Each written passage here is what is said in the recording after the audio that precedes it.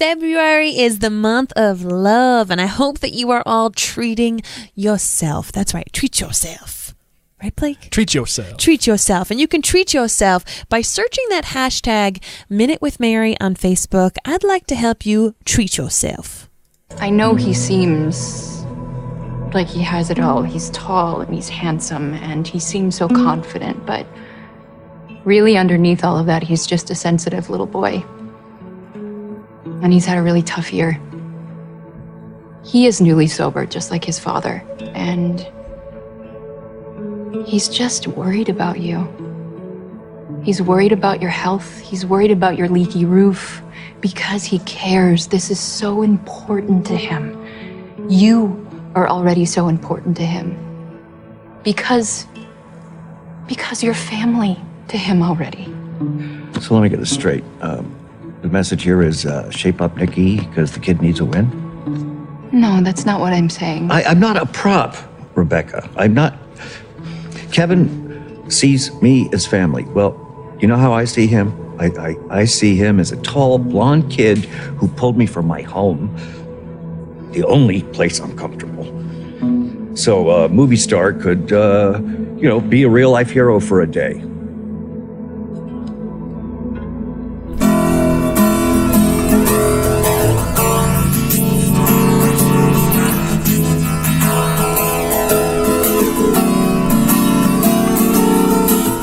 From Providence, Rhode Island, welcome to This Is Us 2. It's a podcast dedicated to This Is Us on NBC, so sit back, relax, and let's all have a good cry.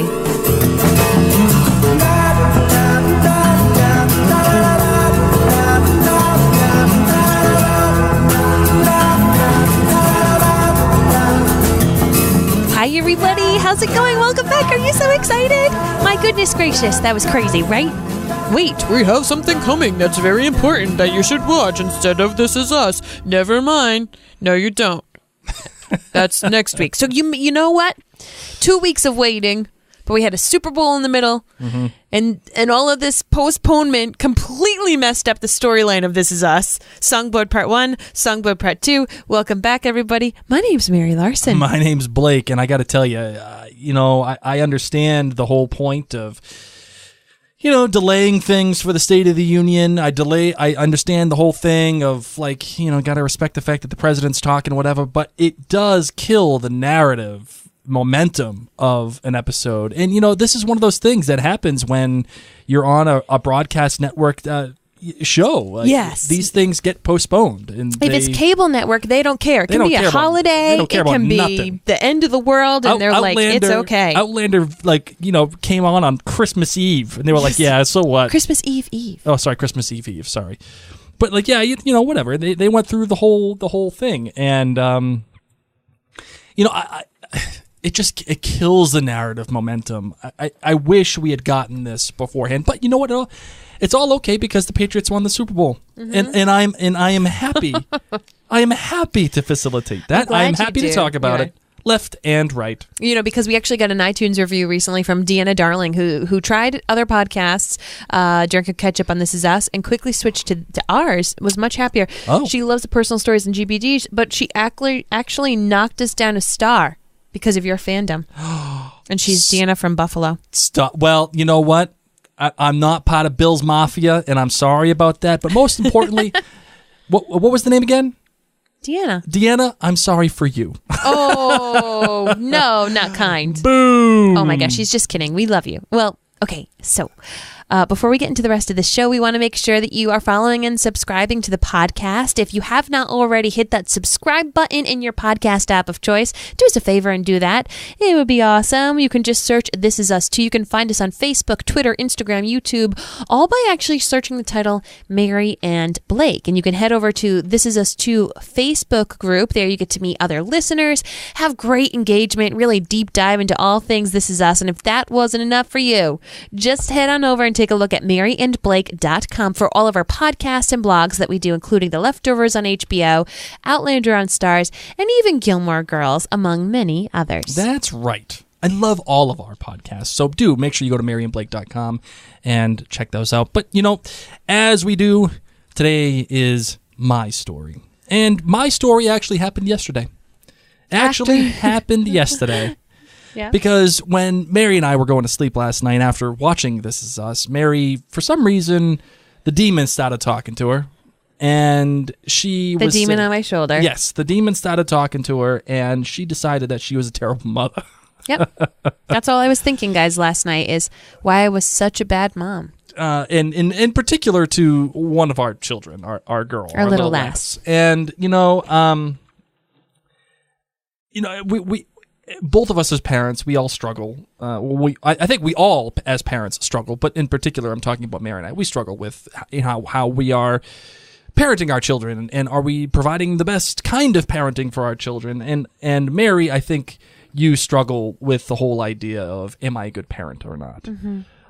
And I remember you saying, that damn Jack Pearson, he is like, he's just like super dad, But the funny thing is when Mary was saying all of this, and she's saying, I'm terrible to this, to our little lass, and I'm very short with her, and I'm saying, no, stop that. All right. these things that like all the hipster blogs say you're not supposed to do. Say be more like the Duchess. You should Get do down more on your like knees. this. I would really like it if you did this. I don't have flipping time like Listen, Kate. all them hipsters, and Kate Middleton, God love her very much.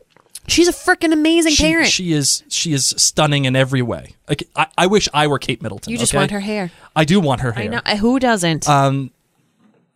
It's all them friggin' hipsters with all the blogs and all that other stuff. Yeah, that's great to write. Half of them probably don't even have kids anyway. When you're in the middle of all of that stuff, sometimes, and I said this to Mary, sometimes you just got to throw a pizza. Sometimes you just got to throw a pizza with a plate. You got to break it on the wall. You got to take a minute, and then you got to have a sequence fight. And that's okay. It's okay to throw the pizza. It's okay to have the sequence fight. As long as you follow up the pizza with the sequence fight. Yep. It's okay. And I don't know if it worked, but she calmed down a little bit. It did calm down. It did help. And I was like, if Jack Pearson, fictional Jack Pearson, can blow up and then recoup, I didn't blow up yesterday, but I didn't have good moments. But I will tell you, I read Thumbelina to our little lass, and she like snuggled in me and just like loved on me. So I had my own little sequin fight. And I was very proud of myself because I Jack Pearson the hell out of my marriage at that one moment. Boom!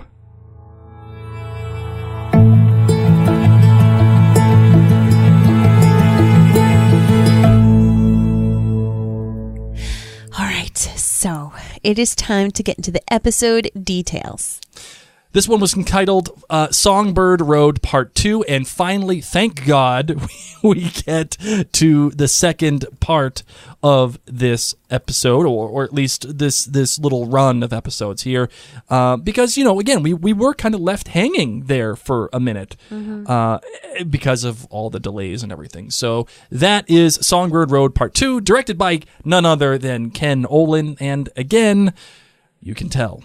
You can tell that it's directed by Ken Olin because of the camera movement, how it all just seems to fit. You can just tell, Blake. Right. Nope. I would have had no idea. I want Ken Olin to direct my life. Just have him tell me what to do. There you go. Just tell me what to do so I can look awesome. And this one was written by Julia Brownell, who actually wrote the earlier episode of season 3 called Katie Girls. And remember, Julia Brownell was brought in by Elizabeth Berger and Isaac Aptaker, the co-showrunners of This Is Us. They actually knew her in their early days of writing, so they brought her on for season 3 of This Is Us. Okie dokie. Marvin, what do you got for your lemonade rating on a scale of 1 to 5 lemonades? I give this episode a solid 4.8. Oh, that's a good one. Yeah, I enjoyed it. I mean, it's not a 5 for you.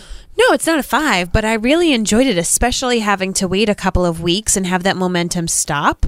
I was trying to picture how would I have felt if this was like right after Songbird Part 1, and I said I would give this a 4.8. Right.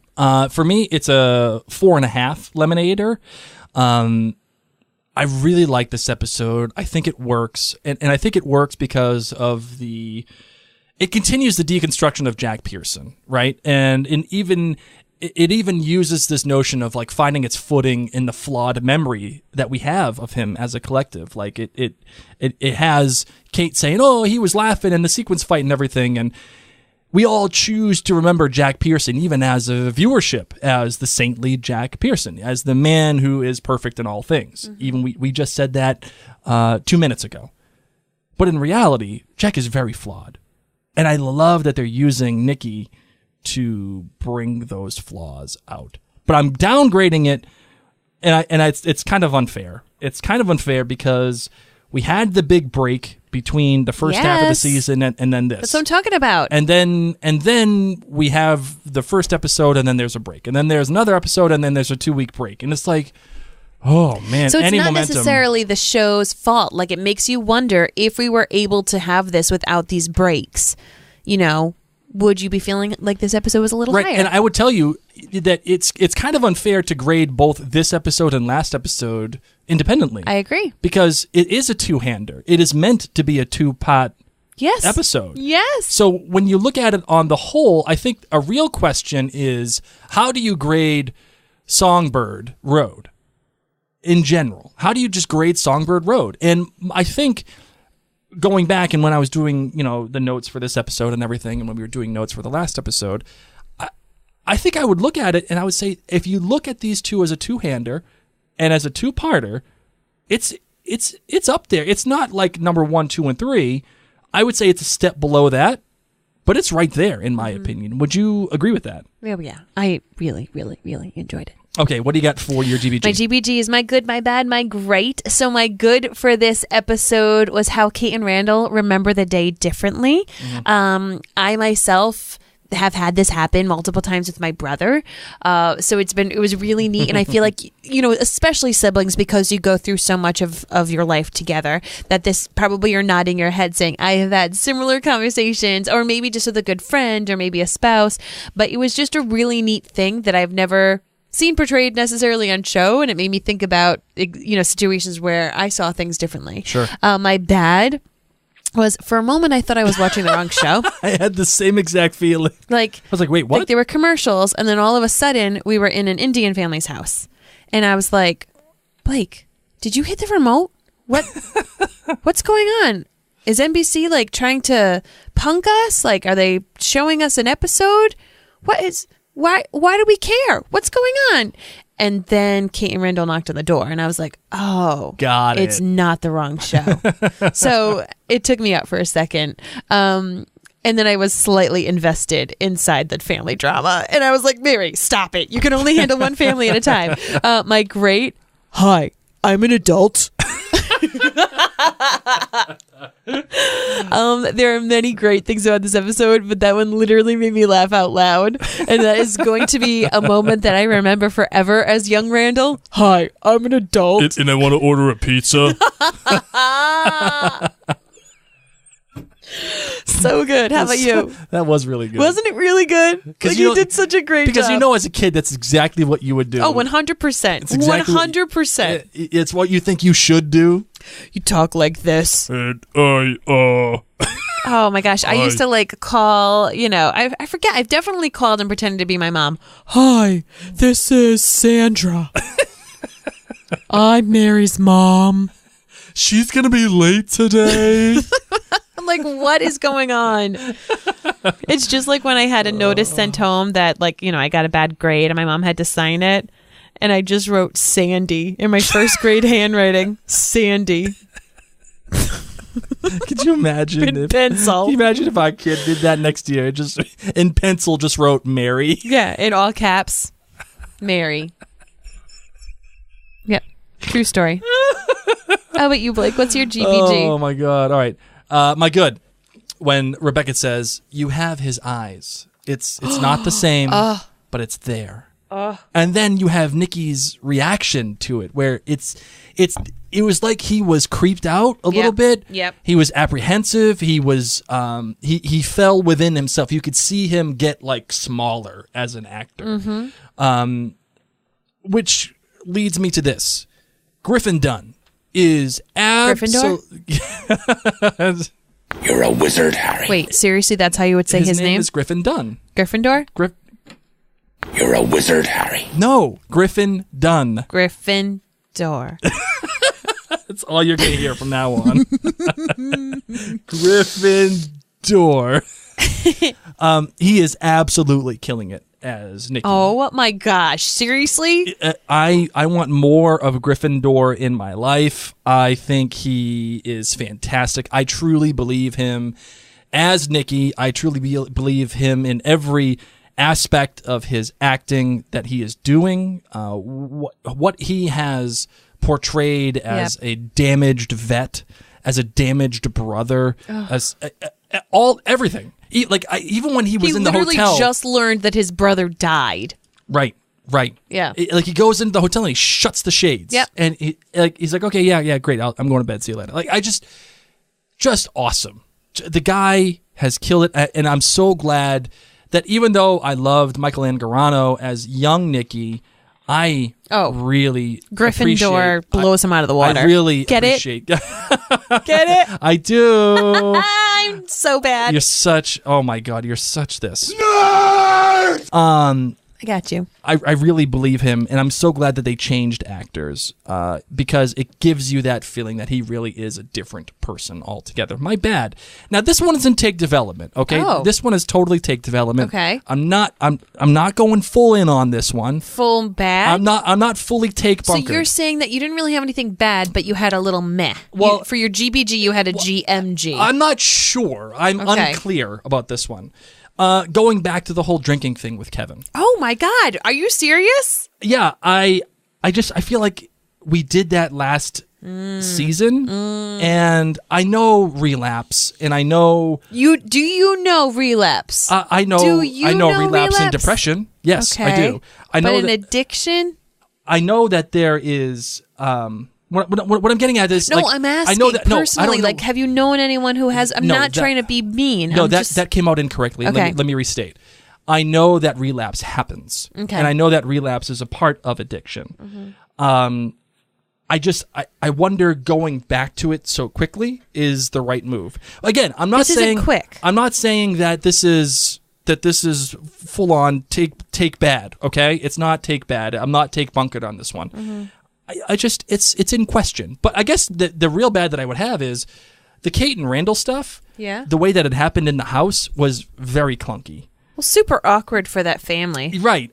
Yes. And I think that's okay. Okay, so that's your actual bad. But my actual bad is that it was just very clunky. It was like, oh, you remember the sequence fight? Actually, Kate, no. Don't you remember the plate? Those people are like, we still want to finish our coffee. This is when we made the pizza. Yeah, I think. I don't know. It didn't feel like organic conversation. All right, and you're great. But my great is the brief cut to Kevin as the little boy in the car with Rebecca as he's driving back with his mother when he's an adult. I know this kind of thing is gimmicky, but I am such a friggin' sucker for all of this stuff like this, for all of those gimmicky things. I love those cuts like that. Because this episode is all about memory, we see how his history and how we see ourselves. It's fitting that we have this flashback because we're in Kevin's point of view. His mother may see him as a bright young kid in the past and also as a handsome, blonde-headed movie star in the present. But since we are in Kevin's point of view, we see his version of himself trying to do good, trying to take care of another person, even in the midst of it being kind of hopeless, like John Smiley getting traded, which he actually did get traded in real life to the Twins. And then even Nicky, who is a person who has given up. And because of all this, Kevin still sees himself as this hopeless little kid that's rudderless now, because he's lost out on everything that he's been trying to fix. Kevin has become, outside of Jack, the absolute most interesting character of this show. And what a turnaround from the beginning. What a turnaround from the first few... From the Manny to this. Yes, seriously. Every time Kevin is on screen now, I am invested. I am in. I was in early on the Kevin train, if you can recall. But I'm just so happy. Agreed. I'm so happy that they did this. That cut was just phenomenal. You ready for the big three feedback? Yes. And we said... That's 3. Big 3? Big 3! Maureen Edwards gave this episode 3.9 lemonades. Wow. After such a long break and waiting to find out where things go with Nikki, this episode was a bit of a letdown for Maureen. She said it dragged in places, but the acting was fantastic. The good. I liked seeing Randall and Kate say they had to go back home. That's reality that we can't all just drop everything because someone else's life is messed up. If your own house is burning down, you better go put out that fire before you go play hero to the rest of the world. Ooh, bad metaphor. Sorry, not sorry. I'm especially glad Randall didn't try to take on another hero project. And I wish he would have bit back at Kevin with, "You're right. I keep trying to play the hero and my own family has suffered. I'm learning. It's okay, though. I knew Randall was thinking it because he followed through and went home." Right. Maureen's bad. She says, "I wish Kevin picking up that bottle had not been alluded to earlier in the episode when he was on the phone with Zoe. Too much foreshadowing and it was easy to predict. They should have just hit us with it like bam. That would have been much more exciting. And the episode really dragged on during the scenes with Kate and Randall in their old place. It's like they were trying too hard to make it feel poignant or dramatic, and the result was honestly boring. It would have been much cooler to have them walk around the house separately, telling stories to whoever they were walking with, insert flashbacks, and then have them get back to the car to leave. Kate and Randall could have realized that they experienced different memories of the same childhood." Now, Maureen's great is the acting. I think if there was one scene that really knocked it out of the park, it was when Rebecca says, "Wow, you have his eyes. It's different, but there's something in the eyes." The look exchanged by every single actor in that scene were just phenomenal. And by the same token, it was good to see Randall and Kate go home to work it out with their own families. It's really awesome to see Kevin becoming more and more invested in others. And as he becomes more invested in others, we become more invested in him. And who better to do it? He has the time, the money, and it's good for him to get outside of himself. That's right. Eileen Marie says 4.4 lemonades. And she said the good. The flashbacks. The flashbacks blended really well with the current timeline, and I like that it didn't feel choppy. It seems like the story ideas for the younger Big Three are starting to run out, but I thought that their inclusion in this episode seemed purposeful and made sense for development. And I feel like they still managed to show us more depth to the characters. The bad. Randall and Kate's side trip. Didn't they leave because they both needed to head home? I understand wanting to go see the old home and how it was necessary for the story for the episode, but if they're going to make a side trip, then it seems like they should have just stayed to support Kevin and Rebecca. And also, I can't get over how weird it feels that this is at least the second time in the Pearsons have randomly invited into the home of complete strangers, and no one finds it odd or creepy. I don't think I'd have ever let strangers into my home just because they said they used to live there. By the way, #totally agree. The great. The realistic depiction of struggling with mental health conditions. Mental health conditions of any kind are not easy battles, and I think the show does a good job depicting that, especially last night. My heart broke for all of them last night, but I appreciate that they didn't try to sugarcoat their experiences, Nicky being honest about his discomfort with the Pearsons showing up, and Jack's perfect image being skewed slightly in that he threw the plate. Kevin's look of disappointment while listening to his mom rattle off how she's so proud of him also seemed so crushing. Crushing. Angela Hickey gives this episode 4.5 lemonades. Yes, Blake, we will absolutely see Nikki again. How many episodes are left? Best story sounds kind of fishy. Interesting to see what Jack went through coming home from that visit with Nikki.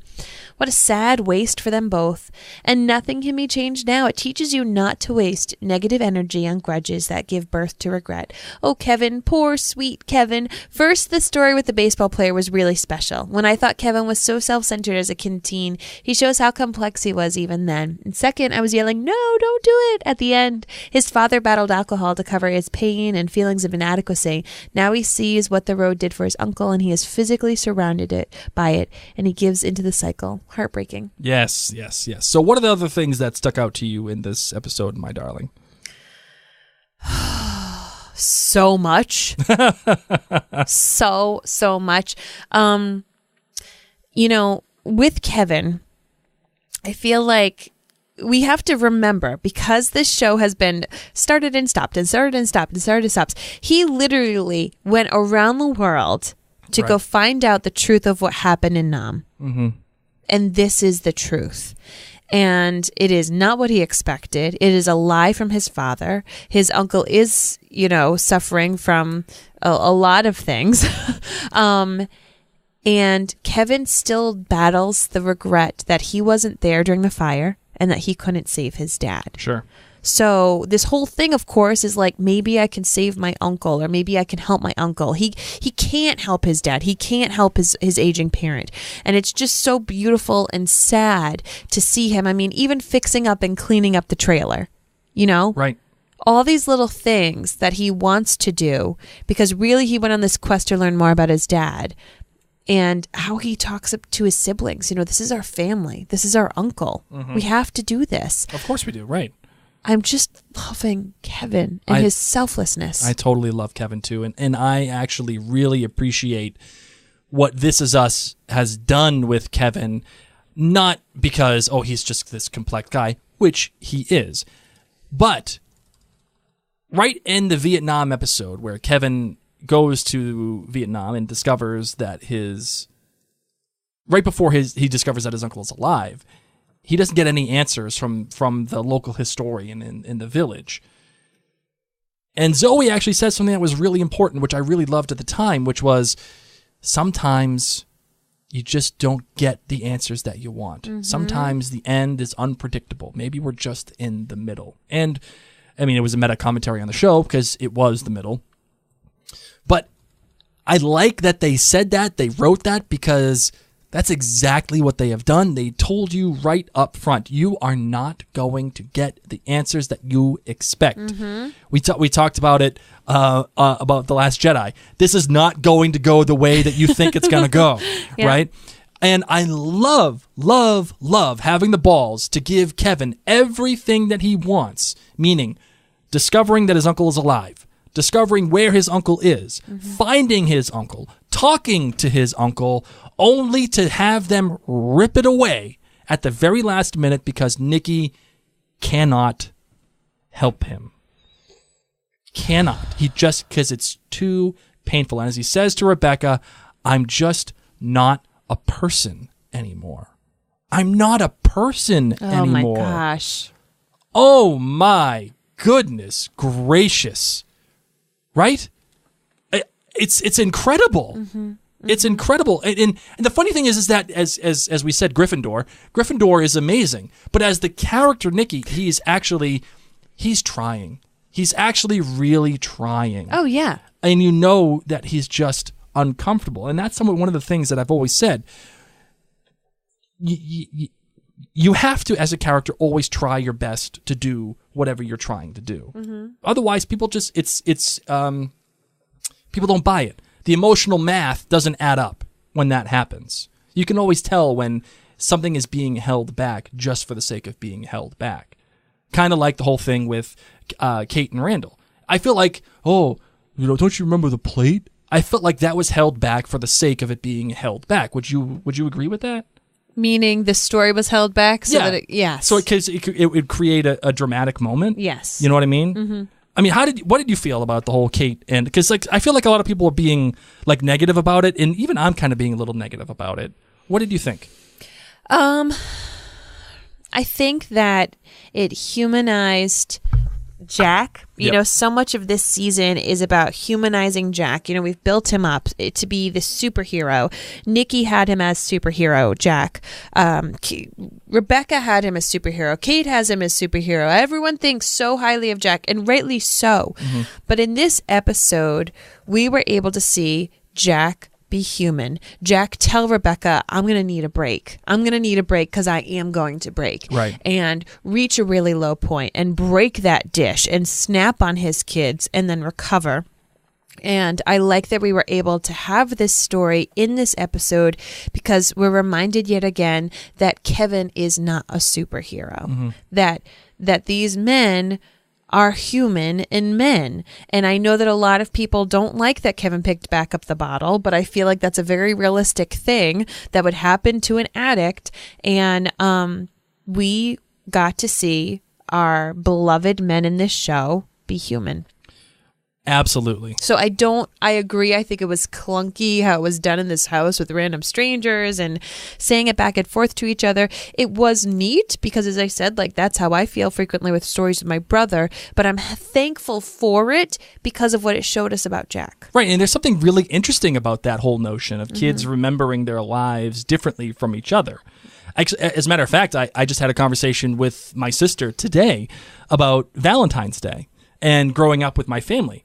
And because I was talking about you and I, my darling, about what we're going to be doing for Valentine's Day, and I was saying, like for me, Valentine's Day is about like I don't know, like the love of my wife and celebrating that love. And I said, and she's like, no, it's different. It's about the kids. It's about. I mean, it is about you and I, but it's about our kids now. Yeah. And I, personally, I kind of disagree with that. But I understand where you're coming from. So I went to my sister. I said, "Hey, did Mom and Dad ever do anything for us for Thanksgiving? Because I don't." Valentine's Day. Yeah, Thanksgiving. What the hell am I thinking? Thanksgiving, Valentine's Day. Did they ever do anything for us for Valentine's Day? Because I don't remember them doing anything for us. And my sister is 10 years older than I am, so she said, "Yeah, they did. They used to. Ma used to give us like those hearts. The conversation hearts or the chocolate hearts? No, the chocolate hearts. Yes, and a card. Yes, but Mom and Dad always went out for dinner, and they told us kids to go take a hike, but they would always go out for us, and Mom would have us have these little chocolates for us. Yes. And I have no recollection of that. Are you serious? I have no recollection of that. Because that's what I feel like all these like cheapy, gross chocolate boxes is actually for your kids. Not for us adults. We know what the good stuff is, all right? Oh, yeah. But I want some lint. Give me some lint. But how funny that you have no recollection of this. But that's what I'm talking about. And we need to have moments like this to be able to see these different sides of Jack. And I'm thankful for that, especially in this episode. And there are some really cool things in there, like the sequin fight and the Pearson pizza. I feel like all those things were just... What else was on it? All I remember is the spinach. That's all I remember. But, hey, whatever. And I think the thing that sticks out most to me is the idea of Kevin being so, like it falls in line with the kind of person that he is, right? He gets fixated. He gets fixated on things. You could even almost call it obsessive if you wanted, right? Where if it's not girls, it's football. If it's not football, then it's acting. If it's not acting, then it's booze. If it's not booze, it's trying to find out who I am or who my dad is. If it's not finding out who my dad is, it's finding out who my uncle is. And if it's not finding out who my uncle is, that obsessiveness, that fixation, that part of being addicted goes back to the booze. Because his whole life of, like, you're right, he went around the world to seek out these answers, and he doesn't get them. I don't think it's about booze. I once again think that whatever her personality type Kevin is, I think it's my personality type. That I need to be, I need to have a project that I am working on, and I need to have a serious goal that I am hardcore pushing towards, and I am putting all my energy, and I go pedal to the metal for it. Right. And if I don't have a project that I'm working on, I feel completely lost. Right. And I like to compete, and I like to do things where oddly enough I perform. I think that this is that whole like reaching, Kevin has always had this hunger inside of him. So I don't necessarily think it's an addict thing. I think the drinking really is when he's stopped from not just achieving these goals, but from even like trying to see it through. Because I think Kevin is very smart and he finds different ways and different paths. Yep. But like he couldn't play football because he got a broken leg. Okay? He can't save his dad because his dad died. He can't fix Nikki because Nikki's another person. So it's like Kevin sets these really, really, really high goals for himself. And when the situation is taken out of his hands and is told to him, no, he doesn't know where else to go, and he breaks. Right. And one of the other things I really love too, when it comes to all this, is when Kevin does bring Nikki into the vet's hall. You have that moment where Nikki looks around and he's just looking at all the guys that are in there, and you just see the all the memories come flooding back. It's one of those visual storytelling moments that you don't Yes. need to have any words about. You just see it. The playing the cards. Playing the cards just and the sitting hats and all that stuff, and you can just see how uncomfortable he truly is. Mm-hmm. That was one of those subtle moments that I think Gryffindor totally knocked it out of the park. And it's also funny too, because as serious as all of this stuff is, and as serious as being a vet and having the PTSD and also all of this emotional baggage that Nikki is now going through, we had this balance with some really good humor, by the way. When you talk about, Jack and Kate and Randall with the sequence fight and everything. But one of my favorite exchanges is actually Kevin, who's very serious about all this. He's saying he's getting hammered with a gun next to him at this trailer, and I just offered him Pringles. And Randall says, yeah, Pringles are really great. And Kevin says, no, don't be funny right now. And Randall says, no, I'm not. I really like Pringles. Yep. Great stuff. Because it's you get stuck and mired in these moments of like real self seriousness and self righteousness as a show runner, and because you have a vision and you want to get that vision out, but you have to balance it sometimes. You have to balance it a little bit. If you remember, like the first season of The Leftovers, it was so dour and it was so like depressing. And even though I enjoyed it, it could have benefited from having a little bit more. You needed the Hurley. To balance it all out. And I feel like that Pringles moment is definitely one of those Hurley moments for this episode. Is there anything else you want to talk about, my darling? No. I'm ready for some in and outs. Actually, one thing I do want to say, John Smiley was a real pitcher in Pittsburgh at the time of 1992. He was actually the Pittsburgh Pirates ace. He was the best pitcher on their team, and he was in fact traded to the Twins that year, the year after the Twins won the World Series. And the whole idea for this plot line actually happened because Dan Fogelman, one of the other showrunners for This Is Us, actually wrote a letter to Jason Thompson, who was a Pittsburgh Pirates pitcher in the early 80s, and he wrote him a letter saying, hey, I think you're really good. I don't want you to get traded. Could you do anything?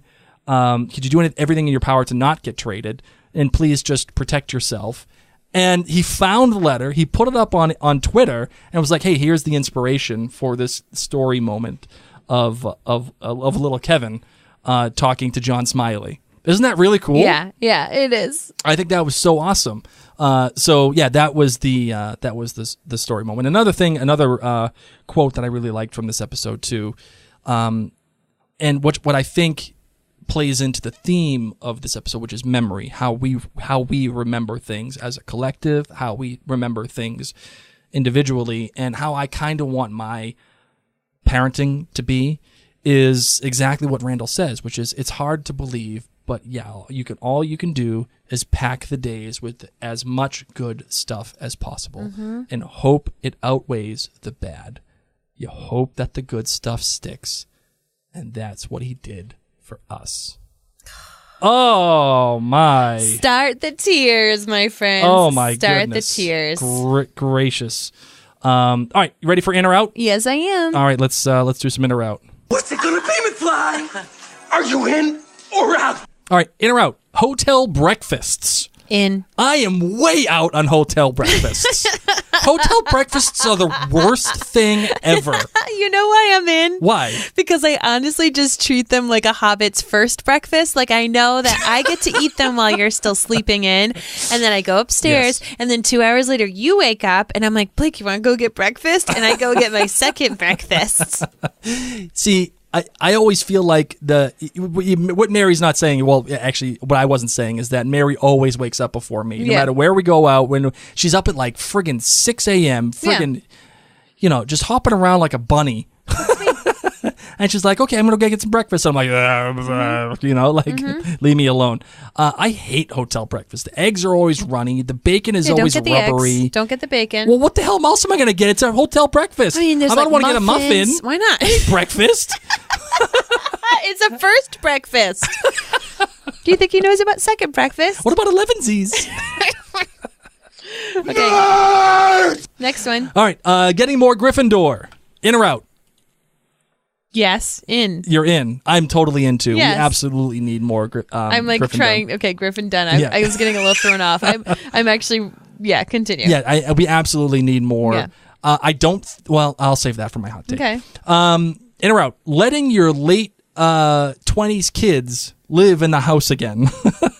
You know how the Indian family let their daughter back in to live in the house again? In. In or out on that? I'll be in. You're in on a late 20s kid coming back to the house. Yes. I am way out. If one of our kids comes back to our house in the late 20s, unless there's like a family emergency. I think that was her daughter. I think she's a single mom or something. Like, who is that little girl? I don't know. See, I saw that and I saw single mom and I thought, of course you got to let her in. Well, yeah, I mean, if she's a single mom and maybe she's just got a divorce and who knows. But I just feel like letting I want my kids out. Goodbye. Oh my God, I want them here forever and ever and ever. All right, in or out? Going to an old house just to check it out and tell everybody that I used to live there. Are you in or out on that? And I think I know your answer on this one, but go ahead. Normally I would say in, but I'm totally out. You just shocked me. Yep. Why are you out on going to an old house to check it out? Because listen, guys, I think there are some weirdos out there, okay? And I don't know. I just don't want to go in their house. I'm afraid that the inside their house is going to be like the Silence of the Lambs. And there's like some pit with some girl in it. She puts the lotion in the basket. I don't want to talk to strangers in their house and close the door. Or else it gets the hose again. Yeah, nope. That's what I'm afraid would happen. Yeah, I'm way out. Stranger danger. Do not go into somebody else's house. I am not letting someone else into my house. I would do exactly what that mother did and shut that door on that person. All right, in or out? Letting your kids order the pizza for the family. Totes. No! Totally. What? Reese would just get cheese. No, because you would end up with something stupid like spinach on pizza. I love spinach. Oh, well, that goes to my next one. In or out? Spinach on pizza. I'm down. No. I'm in. No. You want to know why I'm out on it? Why? Because it ain't crispy. It's going to get soggy. No, when you put it in the oven, it crisps. No, it doesn't, because all the You moisture haven't from the done it. cheese, the moisture from the cheese. I like it even more then. Give it to me sloppy. It's like soup, like escarole soup. I love that too. All right, last one. In or out? Hamilton references on This Is Us. Oh my gosh. Angelica! Eliza! And Peggy. Skylar sisters. Now, Yeah. I know that this is something I do for Outlander Cast listeners, but just because most of you are Outlander Cast listeners, Here comes the General Washington. I have to play that. It's an absolute necessity. All right, my darling, that is it for In or Out. Final thoughts before we do hot takes. None. No final thoughts. Oh, wait. Yeah, I do have a final thought. What's your final thought? Wait, is that a hot take? No, your final thought is the final thought for the episode. Oh, okay. I always get confused. Final thoughts, hot takes. It's pretty much the same thing, so no. All right, my final thought is this. I absolutely loved the symmetry of Kevin not telling his mother about the whole thing with John Smiley, and Rebecca having to find that out from the actual pitcher. And I loved how Kevin did fall back off the wagon. And as his mother is saying, I'm so proud of you. These are the things that I'm so proud of you about. He can't tell her. It's just showing him So sad. take rye whiskey right out of the bottle. And you know Nikki don't have that good rye whiskey. He ain't drinking Bullet, he's drinking like old granddad, old man in the mountain rye whiskey, like the one that you get for like $10 in the plastic bottle. I don't even know, but sure. Yeah, that's what he's getting. So I loved that symmetry. Another great thing about the visual storytelling from This Is Us. But you have a hot take, my darling. Yes, I do. All right, let's do it.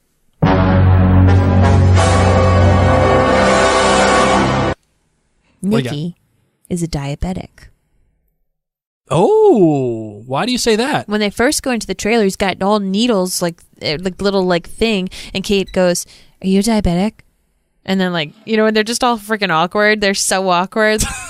and he's like moving stuff around. Do you think that's going to affect the plot in any significant way? Or is that just a good character trait? I think that it's going to affect the plot because he put so much dang sugar on his oatmeal or whatever he was eating, and they like focused on it. I think that that's like on purpose, and I think he's going to get sick. I think he's going to get sick because of the beaties.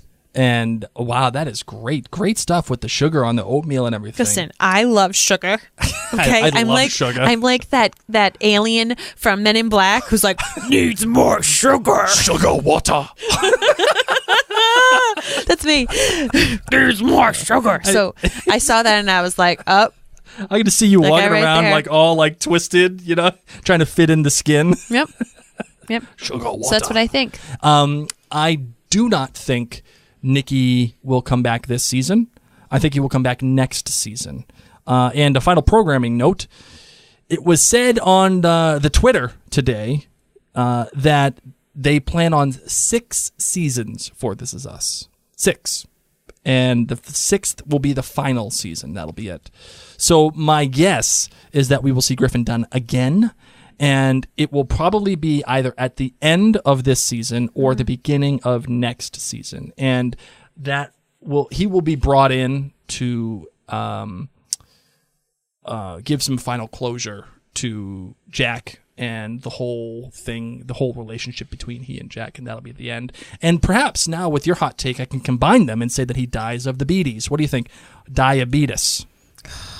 What do you think? I think I'm right. I think you're right too. All right, you ready? You ready to close this bad boy out? Yes. All right, let's do it.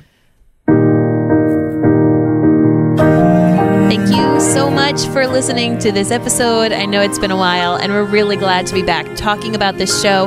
Now, I want to let you know that if you enjoy this podcast, if you enjoy This Is Us, and you'd like other people to find out about This Is Us too, you can do that by leaving a rating and a written review in your podcast app of choice. We want to thank Genesis15, who said really great commentary on a really complicated show.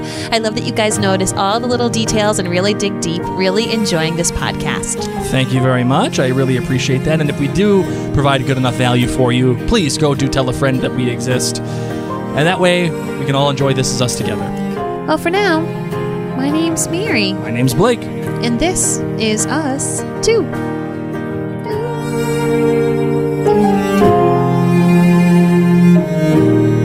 Sugar water. Sugar water.